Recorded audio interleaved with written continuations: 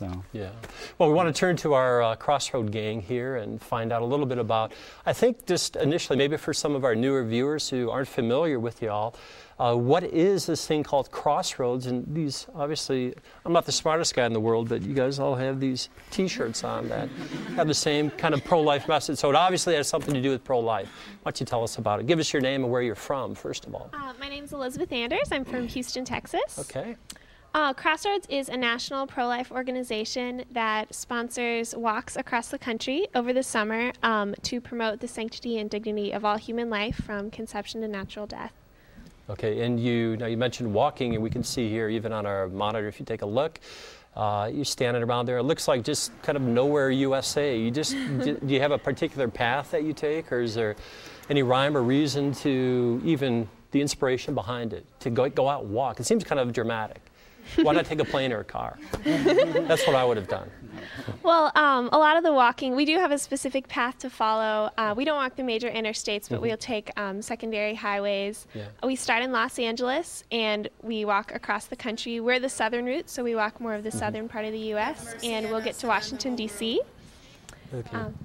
Okay, and there's then other groups that you'll meet up with in Washington, D.C., from my understanding. Why don't you give us your name and where you're from, and then kind of, we'll take the tag team route. Okay. It looks like. My name is Jennifer, and I'm from Des Moines, Iowa. Okay. Yes, there's two other walks, one that began in San Francisco and one in Seattle, and we will all meet in D.C. in the end. And just to give a little background of what, how Crossroads began, it began with a few college students who were inspired by our late Holy Father, Pope John Paul II's challenge to the youth of the world to not be afraid to proclaim the gospel of life in the streets. So that's basically what we're doing. We're walking and we're praying and speaking to people along the way. Yeah, excellent. Maybe just to kind of turn the subject a little bit, you obviously as young people, and maybe I'll address this, we got another mic here? Okay, oh, you got one here? Okay. Young people, here I see a group of maybe a dozen of you. There's more, obviously, starting at different points. How do you ignite the flame? We were talking about Madonna there. All of you are familiar with Madonna, I'm sure. And, how do you get people into the faith? How do you get them excited to do something as dramatic as that? Is to actually, maybe even like not talking about that, but something to even begin to pray or to begin to like see spiritual things or things with spiritual eyes. What has to happen in your mind for young people? Well, for me, it was just I've always been called to do or felt something. I need to do something big with my life, and this as specifically, but even being Catholic in general is big.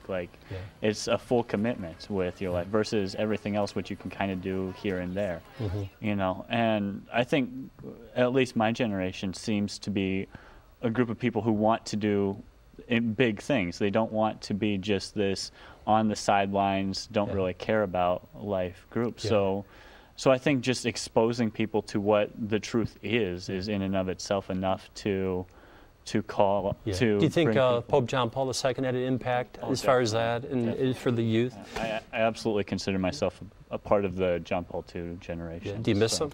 Oh yes. Yeah. Now, what's your status report on Pope Benedict XVI as he's going on? He picked up the baton, and taken it over. Does somebody else want to? He's doing a good job. He's doing a good job. I like this guy.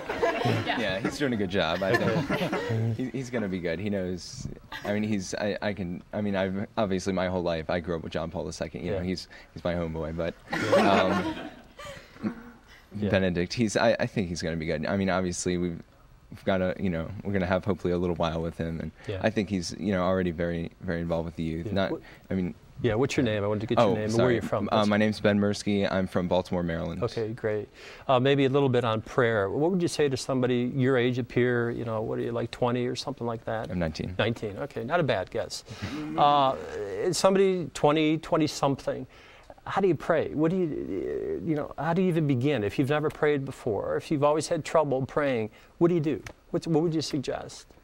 Well, for me when I pray, I mean, I haven't always been, just before Crossroads, I had trouble with prayer and with, I felt like, we had the standard prayers. I'm a cradle Catholic, so I've grown up with just, the Our Father, the Hail Mary, I mean, them by heart, but it's there wasn't as much meaning for me until now. Coming on Crossroads, I'm getting a lot more out of that, and I think it's really individual. I think everyone has their own way of praying, and they get it's different for every person. But I know for me, it's just like doing something like this and just like stepping outside of your box is a big thing. I think, if you're, I know for me, I was finding that I was like stuck in the rut, and it's just like this has gotten me outside of everything that I thought, was becoming routine. And it's just like now the old prayers that I thought were kind of, they were becoming commonplace. Now it's just, they mean so much more to me now. Yeah, take on a new meaning kind of thing. Yeah. Any good stories that you want to share with us as you were walking across, or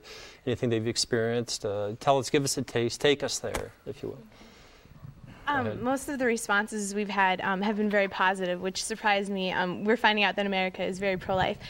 Just the other day, we were in a parking lot, and a woman approached us and knocked on the door, and she came and she asked us if anyone had ever come to talk to us about their experiences with abortion before, and then she proceeded to tell us that more than 20 years ago she had an abortion, and she still had pain and regret that she was dealing with, and so she was just there to encourage us and tell us to keep getting the word out, and we expressed to her that she should keep sharing her story, and we were able to give her some help and tell her where she can find post-abortive healing services, and it was just a very inspiring encounter. So. Yeah. Now this is a general one. Whoever wants to answer that's cool.